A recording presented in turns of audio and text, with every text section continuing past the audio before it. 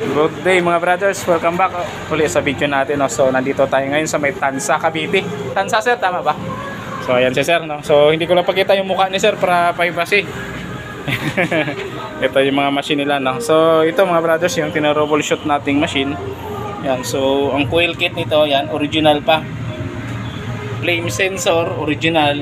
Yan yung drum support o tinatawag naman ng roller guide is hindi na original. Yung motor, rewind na. Yan.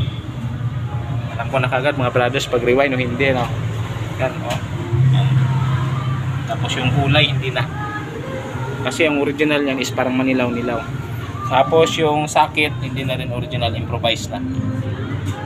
Ang problem nito mga brothers, hindi nakakatuyo ng maayos ang damit, no? So, naka 1 hour na, 60 minutes na, eh, hindi pa rin nakakatuyo ng damit. So, una kong chinik ito is yung coil kit. Kinuha natin ng reading. So, pasado siya sa reading. Flame sensor, okay. Minanual test natin.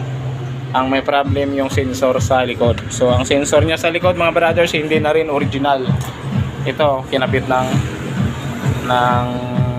dating technician, yung binilhan nila ni ma'am ng machine, ano. Yan, ito. Yan, hindi na siya original. Yan po. Ito yung tester natin mga brothers, yan, no. Yan, in-improvise na lang ng... Sino nag-improvise ito, ma'am? Si sir o yung binilhan nyo?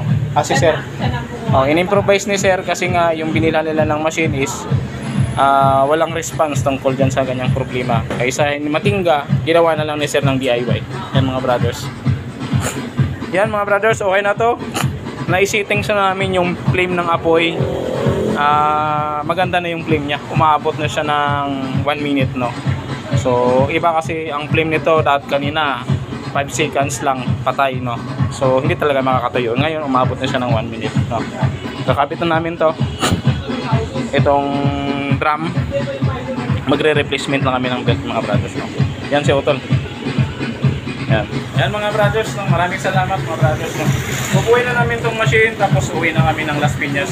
Dito pa kami ng Tansa. So medyo madilim na. Yan. Maraming salamat mga brothers, no. Antabayanan yung next video natin about sa ibang gas dryer.